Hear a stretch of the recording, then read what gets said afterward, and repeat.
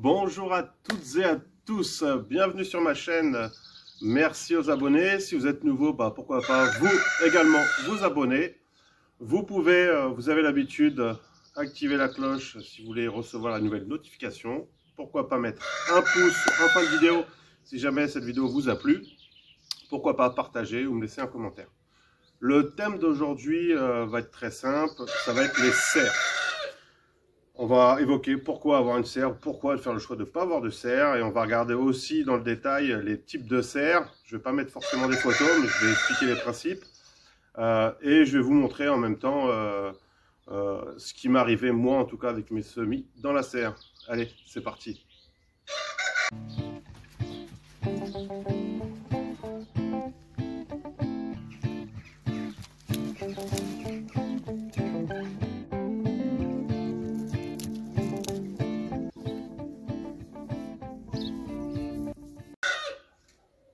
Donc vous avez l'habitude, hein, c'est le principe. Pourquoi avoir une serre ou pourquoi faire le choix de ne pas avoir de serre? Avoir une serre, tout simplement, ça peut être une raison parce que vous n'avez pas assez de place en intérieur, tout simplement. Déjà, le choix d'avoir une serre ou pas de serre va dépendre si vous faites vos semis. Il est évident que si vous ne faites pas vos semis, il n'y a pas d'intérêt d'avoir une serre. La serre, encore une fois, ça a un avantage, c'est que ça permet d'avancer la germination. Ça maintient par rapport à la température extérieure plus chaud, ça protège du vent, ça protège aussi du froid. Il y a une gestion à voir, il faut penser à ouvrir, fermer, etc. On en parlera un petit peu après. Sinon, il va se passer des petits problèmes avec vos semis. Mais forcément, si vous faites le choix de mettre directement des plants, il n'y a pas besoin de serre. Des serres, il y a plein de modèles. Ça va à plusieurs milliers d'euros, à quelques dizaines d'euros. Plusieurs milliers d'euros, généralement, vous voyez, c'est des grandes serres, des serres en verre, etc., où on prend un sacré volume. Ça, c'est si vous faites le choix d'avoir soit beaucoup de semis, c'est plutôt rare. Généralement, c'est le choix d'avoir des légumes plus longtemps, plus tôt dans la saison et plus tard aussi dans la saison. Généralement, c'est des serres où on les utilise pour faire perdurer certaines plantes, etc. Entre guillemets, c'est comme un élargissement de votre potager et ça permet du coup d'avoir plus longtemps et plus tôt des légumes. Si vous préférez ne pas acheter une serre de ce prix-là, mettre plusieurs milliers d'euros, en la fabriquant vous-même avec de la récupération, vous allez pouvoir tomber à plusieurs centaines d'euros, ce qui n'est pas négligeable. Vous pouvez faire une serre avec de la bâche plastique, avec du PVC transparent, du PXI, du verre, etc. Bref, tout ce qui peut traîner, qui viendra à votre esprit. Ce qu'il faut retenir, c'est qu'elle doit être étanche et qu'il faut pouvoir l'aérer. Ou alors, vous faites le choix comme il y a derrière moi. Moi, c'est une petite serre. Ça m'a coûté 35 € concrètement. On verra juste après les explications pourquoi ce choix-là n'était pas forcément le plus judicieux, mais en tout cas, il convient à ma situation. Moi, j'ai fait le choix d'une serre. C'est parce que je n'ai pas assez de place à l'intérieur pour faire partir tous mes semis et avoir mes plants pour mon potager. Donc forcément, si je faisais pas de semis, j'aurais pas de problème, mais on verra après, je mettrai une petite vidéo quand même où en sont mes semis, donc je suis obligé d'élargir, etc. Elle me sert aussi de mettre tous les plants que j'ai en trop pour pas les perdre, je rempote, je mets dans la serre, et puis quand il y a des amis, etc., c'est ces plants-là que je donne. Et généralement, ils grandissent moins vite qu'en intérieur puisqu'il fait moins chaud, tout simplement. Donc ça me permet aussi d'avoir fait des semis en même temps, mais d'avoir une période de récolte qui va être différente parce que elles grandissent pas à la même vitesse dans la serre qu'en intérieur. Donc ça peut être le choix aussi d'avoir une serre, ça permet de moduler vos récoltes, en tout cas de moduler la croissance de vos plantes. Donc il y a un intérêt à ça. Pourquoi ne pas avoir de serre? Ça peut être, donc comme on l'a évoqué, le fait si vous achetez des plants, mais ça peut être aussi esthétiquement, peut-être que ça ne vous plaît pas. Ou alors vous avez fait le choix aussi de semer en direct, d'attendre les bonnes périodes, et du coup vous n'avez pas fait le choix d'avoir une serre. C'est respectable aussi. Encore une fois, le choix il vous appartient. On va aller regarder ce qui s'est passé en tout cas dans ma serre. C'est parti. Voilà la mini serre le matin. Donc si on se rapproche, on peut voir qu'il y a de la condensation. Des fois c'est gelé, d'où l'importance de bien fermer le soir et d'ouvrir au petit matin. Si vous ouvrez pas le matin et qu'il fait trop chaud dans la journée, je vais vous montrer en image ce qu'il faut pas faire, que vous comprenez bien les conséquences d'un petit oubli. Hop, les pieds qui étaient bien partis ont pris un coup de chaud et je pense que les plants sont morts. Alors on va arroser, mais concrètement quand ça fait cette tête là, alors on voit que ce qui est poivron, donc on sait que ça aime bien la chaleur, bah, c'est encore vivant. Le pied de rhubarbe a tenu, les fleurs donc plus rustiques ça a tenu, la salade ça a tenu également. Et de l'autre côté, pareil, on voit que les fleurs. Le barbou poiré, ça. Le poiré aussi, ça a tenu.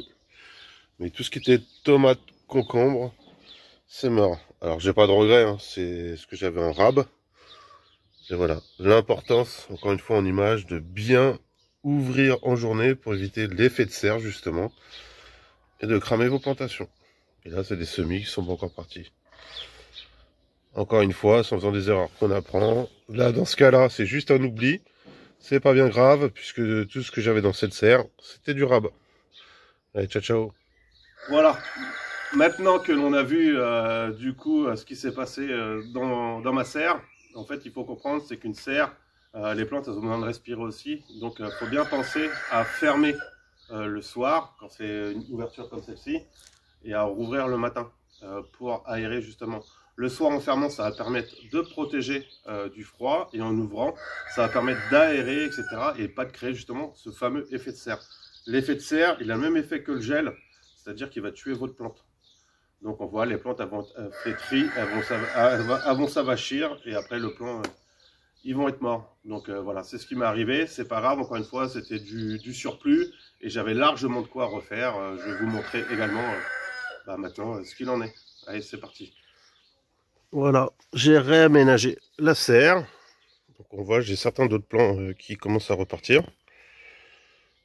Donc voilà, plusieurs variétés. Donc là, du butternut, des choux de fleurs pour plus tard, des courgettes, etc.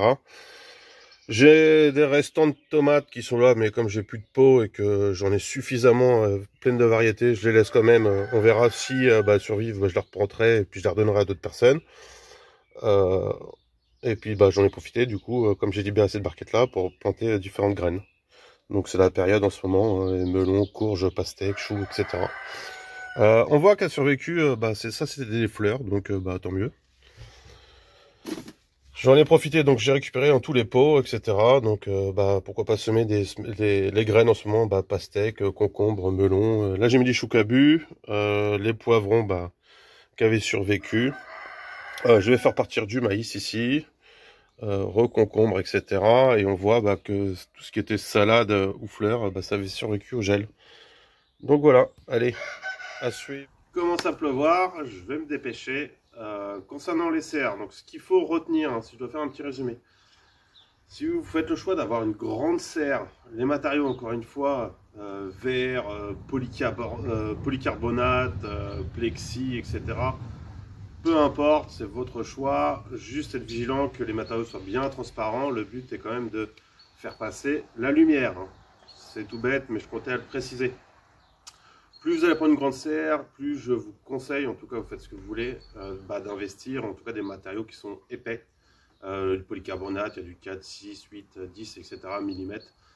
Plus c'est épais, plus ça risque de durer dans le temps. Le verre c'est très bien, hein, mais si jamais il y a du grêle, derrière votre serre elle est morte. Donc si vous investissez dans quelque chose de très cher et fragile, c'est un peu dommage. Donc ça c'est pour la partie matériaux. Donc la luminosité très importante, la chaleur, donc il faut qu'elle puisse être fermée et ouverte, très important. Il faut aussi pouvoir l'aérer. Encore une fois, comme on a expliqué l'effet de serre, si vous aérez pas, les plantes sont comme nous, elles ont besoin de respirer.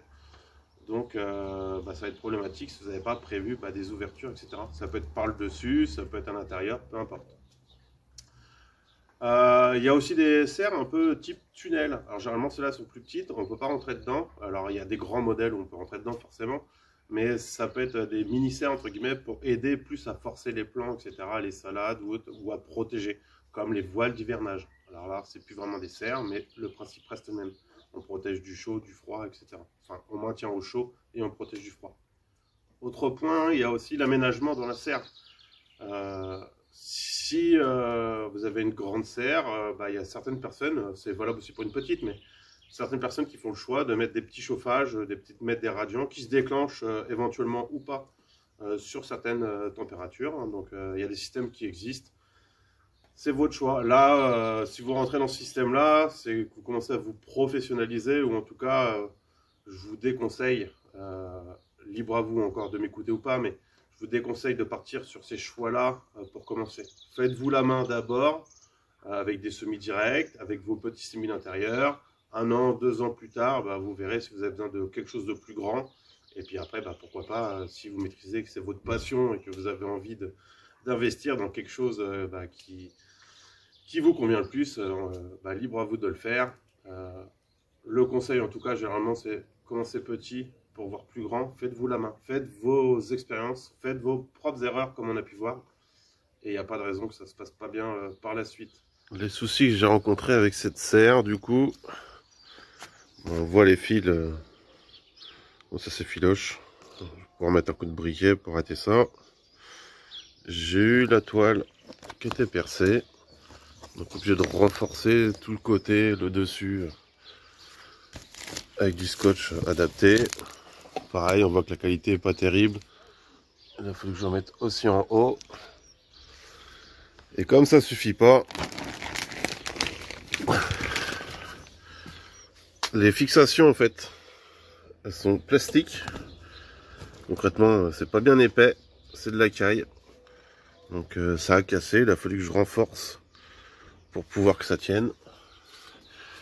Et au niveau du toit, la barre qui est là, toute cette barre là,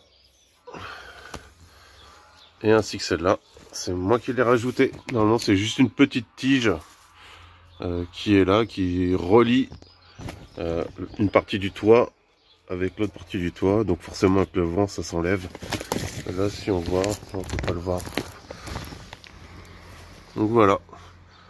Concrètement, ce type de bâche là, tiens, on voit, elle a encore trouvé. C'est vraiment de la caille, je vous le déconseille pour toutes ces raisons. Donc à l'intérieur, on voit les pieds de tomates, ils se portent plus que bien. Donc des poireaux qui sont là, j'ai quand même des poivrons, encore du poivron, certaines graines, donc il y a des concombres, des courges de Nice, etc. Des pieds de rhubarbe, du persil qui pousse, du basilic, et des graines. Alors là j'ai mis des butternuts, mais ce qu'on voit c'est pas des butternuts, c'est que j'ai pour habitude, souvent je mets 1 ou 2 graines de salade en même temps. Et généralement quand je repique, on voit que j'ai 2 plantes pour le prix d'une et ça se marie très bien. Là on voit avec les pieds de tomates, dedans c'est pas de la mauvaise herbe, si on regarde c'est du persil tout ça, c'est un peu flou. Et voilà, j'ai pris cette habitude, ça marche très bien. Et comme je vous le disais, d'autres plants de tomates, voilà, il m'en reste encore largement. On voit il y a de la salade, avec d'autres pieds, pareil, reconcombre, etc. Des poirées, et il y a du piment aussi. Et là, de la betterave qui commence à partir. Voilà, j'espère que cette visite vous aura plu. Je vous dis à la semaine prochaine pour une visite du potager, et la semaine suivante ce sera la vidéo sur le purin. Allez, prenez soin de vous. Ciao ciao.